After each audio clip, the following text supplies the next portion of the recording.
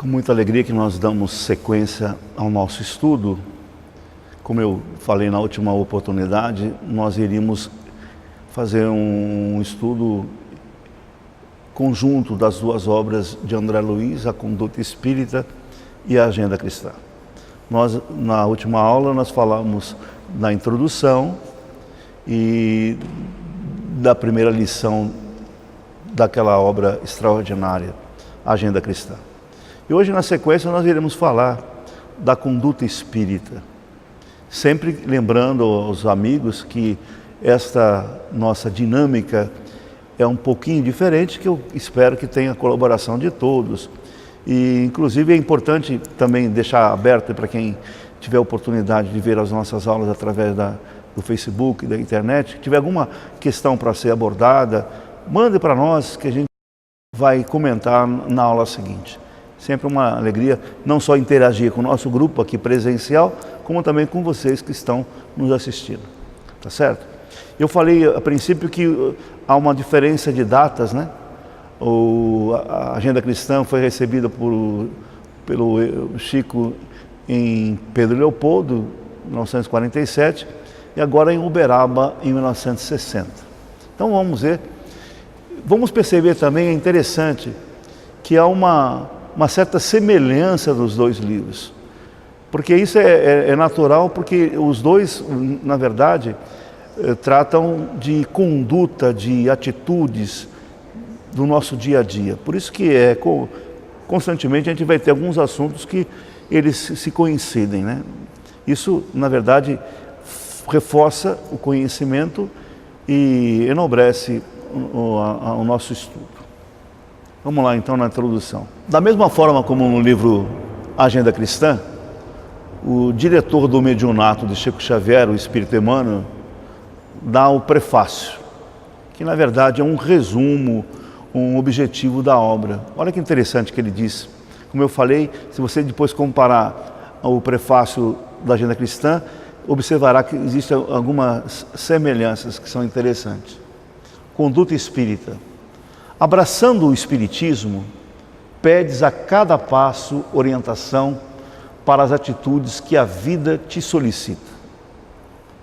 Pensando nisso, André Luiz traçou as normas que constituem este epítome de conduta. Para quem não sabe que epítome é um resumo, né? Um resumo de conduta. Não encontramos aqui páginas jactanciosas com a presunção de diretrizes do bom tom, mas simples conjunto de lembretes para uso pessoal, no caminho da experiência, à afeição de roteiro de nossa lógica doutrinária.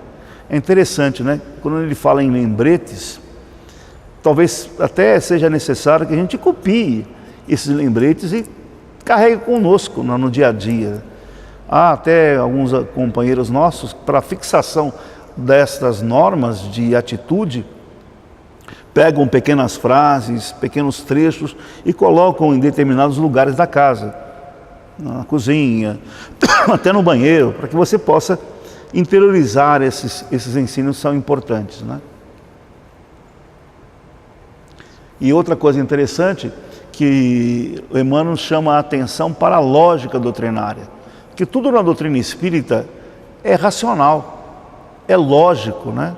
Então você vai buscar compreender dentro dessa certeza que, na verdade, vai nos dar um roteiro para a nossa vida dentro desta lógica que é importante. Certa feita disse o Divino Mestre: quem me segue, siga-me. E noutra circunstância afirmou: quem me segue não anda em trevas. É bonito, né? Jesus é luz do mundo, né? Se nós tivermos interesse realmente de falar, eu sou cristão, eu amo Jesus, eu sigo, nós temos que entender os seus princípios e seguir. E na medida que a gente está determinado até esta atitude de seguir Jesus, com certeza nós estaremos iluminados, não é? Reconhecemos assim que não basta admirar o Cristo, e divulgar-lhe os preceitos.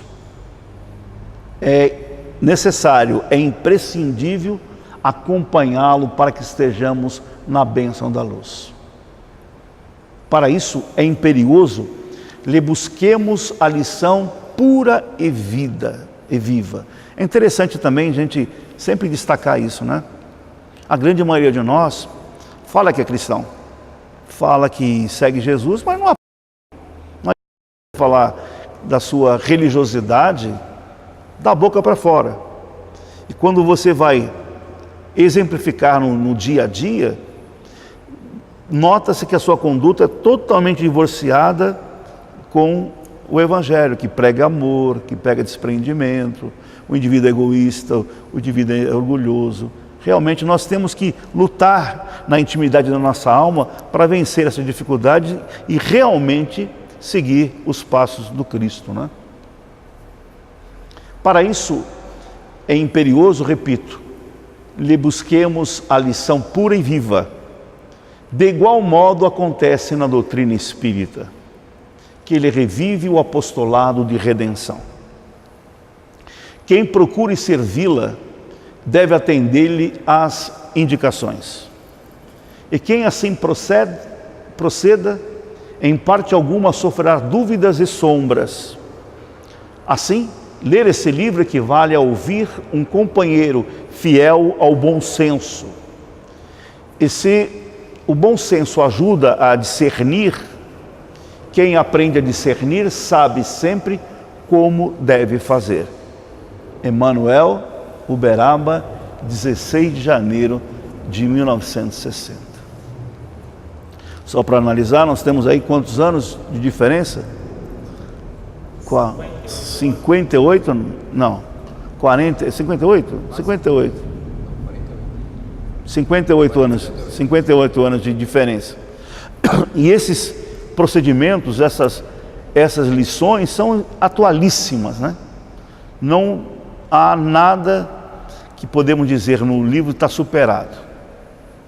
Agora, a introdução do benfeitor André Luiz, né? Mensagem ao leitor, mensagem para todos nós que estamos não só lendo, mas tentando de alguma forma estudar o livro Conduta Espírita. Amigo, não temos aqui um compêndio à guisa de código de boas maneiras, tendo em vista a etiqueta e a cerimônia dos protocolos sociais. Reunimos algumas páginas com indicações cristãs, para que venhamos a burilar as nossas atitudes no campo espírita, em que o Senhor, por acréscimo de misericórdia, nos situou os corações. Olha que bacana isso. Ele não está dizendo que é uma regra para a nossa conduta só social, mas é uma maneira para a gente melhorar, purificar, trabalhar no buril, né? Na edificação do homem novo. E essas regras são importantíssimas desde que aplicadas em nossa vida, né? Assim, pois, rogamos, não se veja em nossos apontamentos esse ou aquele propósito de culto às convenções do mundo exterior, nem interiorização de disciplinas superficiais. É que na atualidade mourejam somente no Brasil mais de 1 milhão de trabalhadores do Espiritismo. Isso em 60, hein? E de certo, por amor à nossa doutrina de libertação, será justo sintonizar as nossas manifestações no campo vulgar da vida, com os princípios superiores que nos comandam as diretrizes. Então, que bacana isso, né? Ele vai fazer uma sintonia, uma ligação entre as manifestações espirituais no nosso campo, no nosso cotidiano. Sabemos que a liberdade espiritual é o mais precioso característico do nosso movimento. Porque aqui nós não temos dogmas, né? Nós não temos rituais, não temos sacerdotes, não temos diretores de conduta, de fiscalização alheia. Por isso que a liberdade aqui espiritual é enaltecida por André Luiz. Entretanto, se somos independentes para ver a luz e interpretá-la, não podemos esquecer que o exemplo digno é a base para a nossa verdadeira união em qualquer realização respeitável. Isso nós que estamos, às vezes, fazendo palestra em regiões diferentes do país, a gente percebe hoje, em grande parte, a aceitação e o respeito dos espíritas, principalmente diante das atividades que são desenvolvidas pelos espíritas. Há um respeito na caridade, que as pessoas olham com esse processo de aceitação, de reconhecimento do trabalho feito pelos espíritas, né? Da conduta dos indivíduos depende o destino das organizações. Isso é bacana, porque é um alerta para a nossa responsabilidade individual de todos nós, né? Porque se a doutrina for para frente, vai ser o resultado do conjunto de cada um, da sua contribuição. Esse livro não tem a presunção de traçar diretrizes absolutas ao comportamento espírita. Compreendemos com Allan Kardec que em Espiritismo foi pronunciada a primeira palavra, mas em face do caráter progressivo de seus postulados, ninguém poderá dizer a última. Olha que bacana, né?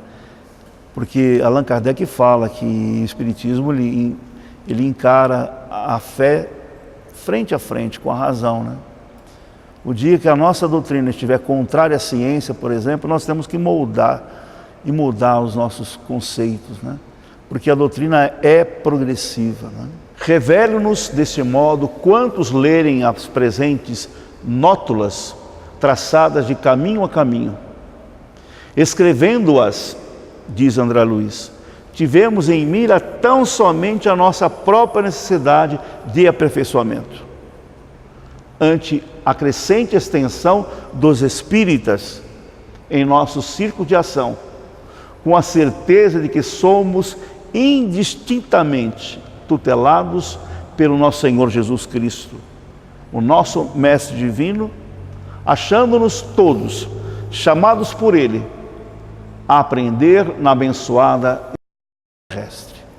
André Luiz, Uberaba, 17 de janeiro de 1960. Olha que bacana isso, né? Nós somos chamados à reencarnação por Jesus. E temos essa doutrina espírita que é esclarecedora por excelência.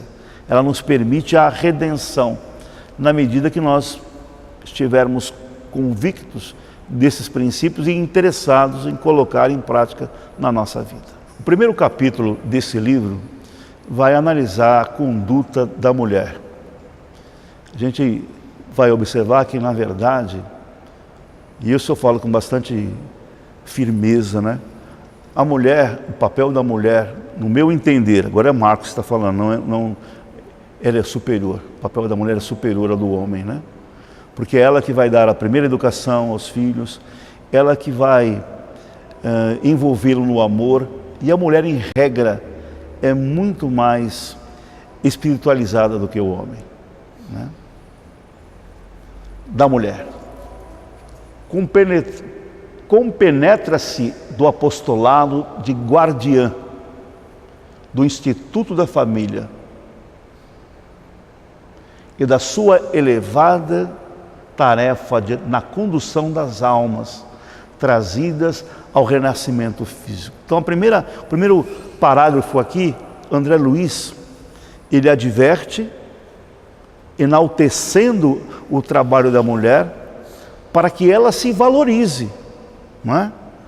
Sempre é bom lembrar aos nossos acompanhantes, não só daqui do nosso grupo presencial, como da internet, que nós estamos falando de uma mulher dos anos 60, né? Em 48 anos a sociedade mudou. E naquela época, com certeza, a mulher ainda sentia-se inferior ao homem. Então André vem falar, não, pelo contrário, você deve se compenetrar, resgatar esse valor que você, na verdade, é a guardiã do Instituto da Família. Porque se nós não tivermos uma mulher dirigindo a família, essa família é enfraquecida, viu? Não tenha dúvida disso. Todo compromisso no bem é de suma importância no mundo espiritual. Afastar-se de aparências e fantasias, consagrando-se às conquistas morais que falam de perto a vida imperecível, sem prender-se ao convencionalismo absorvente.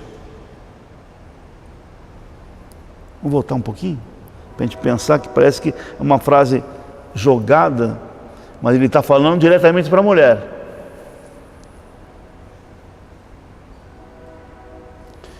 É uma recomendação para a mulher, né? Afasta-se de aparências e fantasias, consagrando-se às conquistas morais que falam de perto a vida imperecível, a vida espiritual, não é?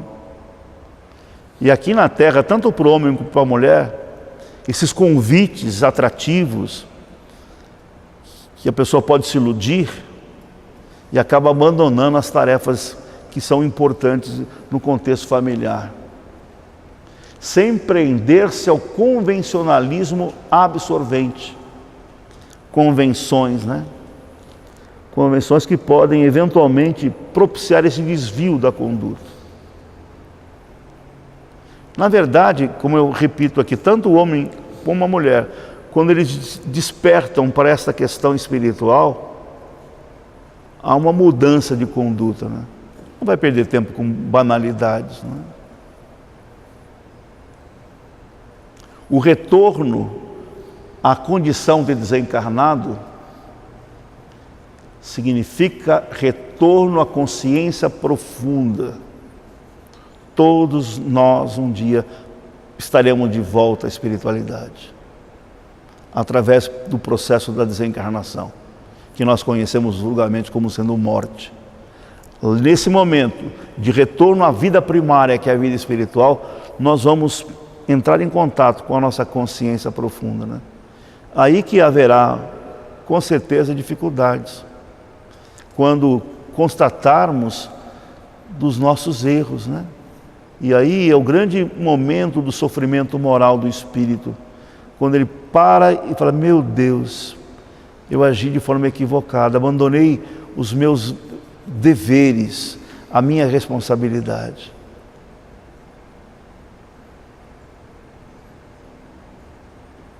Afinar-se com os ensinamentos cristãos, que eles situam a alma nos serviços da maternidade e da educação, nos deveres da assistência e na bênção da mediunidade santificante.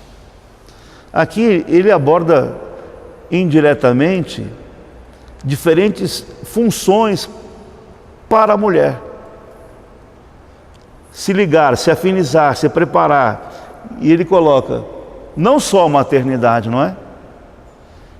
Porque tem mulheres que por uma questão de opção ou de programação divina vão ter uma ligação mais estreita com a educação. Não só no lar, mas na escola convencional ou não, como madrinhas, como tias, não é? E aí nós temos que nos afinizar à atividade da maternidade, dos deveres de assistência, olha que bacana isso, e da bênção da mediunidade santificante. Isso é fato, né? A grande maioria dos centros espíritas, nas denominadas mesas mediúnicas, a grande maioria é constituída de mulheres. Porque a mediunidade aflora com maior frequência, principalmente quando nós falamos em intuição feminina. A mulher sente essa ligação com a espiritualidade com mais tranquilidade do que nós homens, não é? Quem foge à oportunidade de ser útil, engana a si mesmo. Sentir-se compreender as obrigações relacionadas com as uniões matrimoniais do ponto de vista da vida multimilenária do espírito, reconhecendo a necessidade das provações regenerativas que assinalam a maioria dos consórcios terrestres.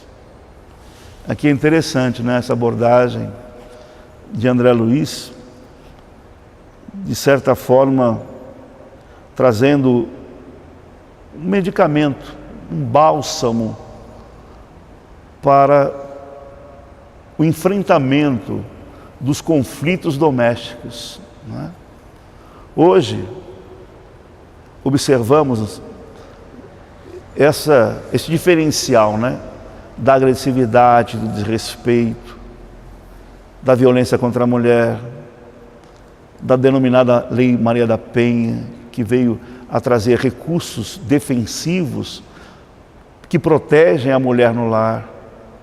O que André Luiz fala aqui, que nós não podemos perder de vistas os laços reencarnatórios que são necessários como oportunidade de reajustamento. E sem dúvida nenhuma, uma mulher que tem essa experiência e se comporta com dignidade, ela é uma missionária. Porque, na verdade, é o que ele fala aqui, ele fala em provações regenerativas. Porque a gente sabe que ninguém se liga a outrem de forma aleatória. Embora que hoje em dia façamos aí uma análise da juventude que infelizmente não observa o tempo necessário para o autoconhecimento, o namoro, o noivado, que era outrora oportunidade desse conhecimento, dessa busca da intimidade da alma. Hoje não, as pessoas se relacionam pelas aparências físicas. A gente percebe que os casamentos não têm uma certa durabilidade, qualquer motivo é motivo para separar, e as agressões se multiplicam. Mas aqui o André Luiz fala dessas denominadas uniões decorrentes das vidas multimilenárias. Quantas vezes que nós já tivemos juntos com a nossa esposa, com os nossos filhos, né? E é importante dizer, enquanto nós não tivermos a oportunidade dessa harmonização, é duro você falar isso, a gente vai voltar, né?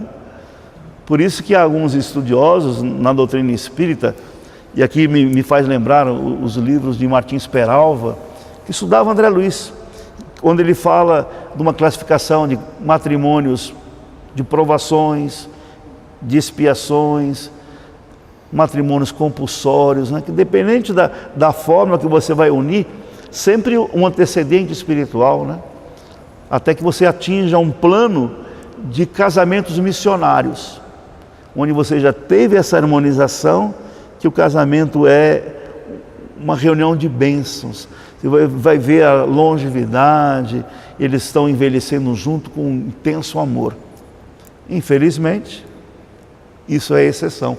Por isso que ele fala aqui que a maioria dos consórcios terrestres são provações regenerativas. Tenha cautela, né? Procura se reconciliar com o teu adversário, que hoje você chama de marido, para que você não volte com ele amanhã, né? E complique mais a situação. E tem pessoas que mudam de consórcio e a situação se repete, né? Porque o erro está em nós mesmos, né? Aí você fala assim, então não posso separar? Pode, sim. se o desrespeito foi de tal ordem que prejudica a harmonia de uma vida, aí é uma mensagem que me faz lembrar aqui do Evangelho segundo o Espiritismo a respeito do divórcio. Deus não quer que os seus filhos sofram eternamente. Aí você fala, mas eu vi em tal segmento religioso que Deus une e o homem não separa. Kardec falou que Deus une, não que o homem une. Porque infelizmente nós somos surpreendidos pela má escolha, pela aparência física e não pelo ideal de espírito. Por isso que é importante, repito, principalmente aos jovens que estão me ouvindo aí, me vendo aí, conheça o teu parceiro, né? Para depois caminhar junto com ele, com cumplicidade e com amor, não é? Por isso que é oportuno dizer, dentro dessas relações afetivas, familiares, a gente não pode esquecer jamais de trazer para dentro de casa o estudo, o culto do Evangelho no lar, né? Basta 15, 20 minutinhos por semana, hein? Onde a gente possa sentar numa mesa, abrir o Evangelho, pedir a presença dos amigos espirituais para melhorar o ambiente que nós vivemos, melhorar a nossa sintonia, aprender com os benfeitores. É uma necessidade para todos nós, né? Para tentar essa união de corações. Um alento para as mulheres que estão em sofrimento lá. O sacrifício representa o preço da alegria real. Não quero essa alegria. Mas com calma, com tolerância, né? Opor-se a qualquer artificialismo que vise transformar o casamento numa simples ligação sexual sem as belezas da maternidade. Isso é importante, principalmente hoje, onde as pessoas não têm essa visão desse instituto que é a célula máter da sociedade, né? Que a gente vai se unir para se completar. Embora que nós sabemos na atualidade a dificuldade que é criar um filho, nos desafios do cotidiano, nas dificuldades econômicas, do enfrentamento da violência, falar, não quero ter filhos. Nós respeitamos a opção de cada um. Vou me casar com ele, não quero ter filhos, não quero. O que não podemos admitir, isso apenas como orientação, é a pessoa não querer ter filhos para se incomodar ou para estragar o seu corpo físico. Quero ter um corpo bonito para o resto da vida. Eu vou ficar grávida, imagine, meus seios vão cair, minha barriga vai ficar alongada. Isso é uma grande ilusão, não é? E quem tem filho sabe do desafio que é, das dificuldades que é, mas também da alegria imensa, né? Junto dos filhos, apagam-se ódios. E uma forma de você apaziguar os obsessores é trazê-los no aconchego da sua casa como filhos. Então, em regra, não estou dizendo que todos os filhos são obsessores, isso seria ser uma bobagem de nossa parte. Mas há a possibilidade de reconciliar por isso que nós temos que entender essa oportunidade de ser pai, ser mãe, ao esquecimento do espírito que reencarna, o nosso também é a possibilidade do amor. Por isso que ele fala, junto dos filhos apagam-se ódios, ódio de outras vidas, é claro. Sublima-se o amor e harmonizam-se as almas para a eternidade. Não é bacana? Por isso que, repito, o Evangelho em casa é uma oportunidade de você corrigir condutas, aparar arestas e harmonizar-se, né? Pegar o teu filho, ter uma oportunidade de dizer que ama e falar que ama mesmo, e dar a disciplina quando precisa, e evangelho quando precisa, necessário que os nossos filhos frequentem a casa espírita, que venham às aulas de evangelização. Não, mas quando meu filho tiver 18 anos, ele escolhe. Absolutamente. nós temos o dever, a responsabilidade de trazer os nossos filhos para a casa espírita, não é? Reconhecer grave delito no aborto, que arroja o coração feminino à vala do infortúnio. E é oportuno nós falarmos isso, né? Hoje o movimento feminista, em alguns países já admitiram um aborto até o 3º mês. A nossa legislação brasileira admite o aborto. No caso do aborto eugênico, na questão de dificuldades do feto, e isso também o aborto terapêutico e o aborto piedoso, no caso da mulher que é vítima de estupro.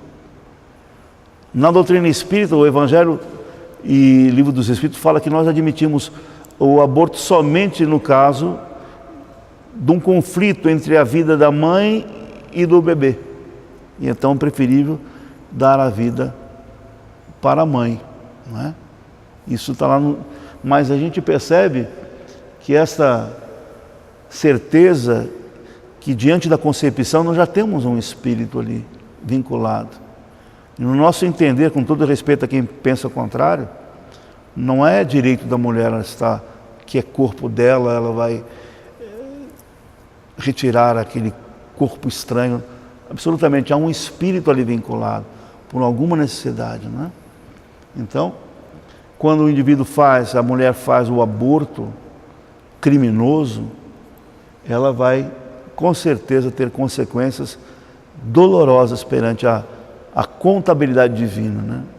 Nós não admitimos, não é questão de ser machista, mas é uma questão espiritual que a gente tem que abordar, né? Sexo de desvirtuado, caminho de expiação. Isso é verdade, né? Sem querer fazer nenhuma colocação musicista aqui, o que vem à tona nesse conflito aí de sexo desvirtuado, caminho de expiação, de dificuldades, só para recordar, talvez inspirado, né? O Cartola, o grande compositor brasileiro, faz a vida é um moinho, né? Ainda é cedo, amor, mal começaste a conhecer a vida. E aí ele fala que a vida é um moinho, vai te dar, quando você tem amor em cada esquina, vai cair numa vala, num buraco. É uma música que reflete exatamente isso, que o sexo desvirtuado, sem responsabilidade, é caminho para graves problemas no futuro, né? Preservar os valores íntimos, pesando as próprias deliberações, decisões, com prudência e realismo em seus deveres de irmã, filha, companheira e mãe.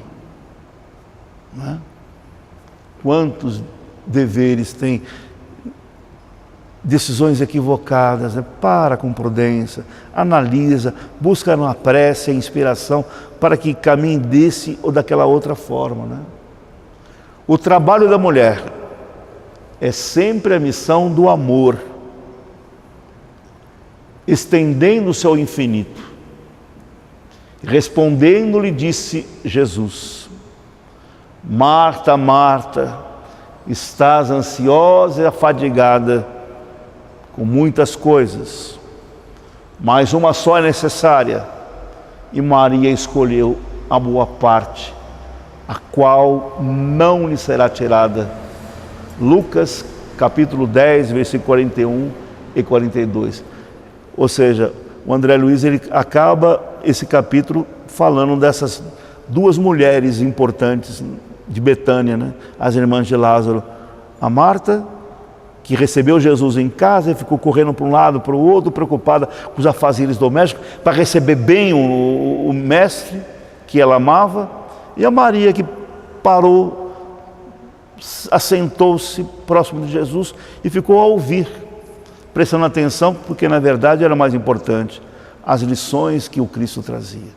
Por isso que nós devemos também, no nosso dia a dia, sejamos mulheres ou homens, saber essa personalidade, o que vai nos dar a diretriz da vida? A conduta da Marta, preocupada, afoita, ou da Maria, que busca a sua essência espiritual? Isso que nós devemos fazer.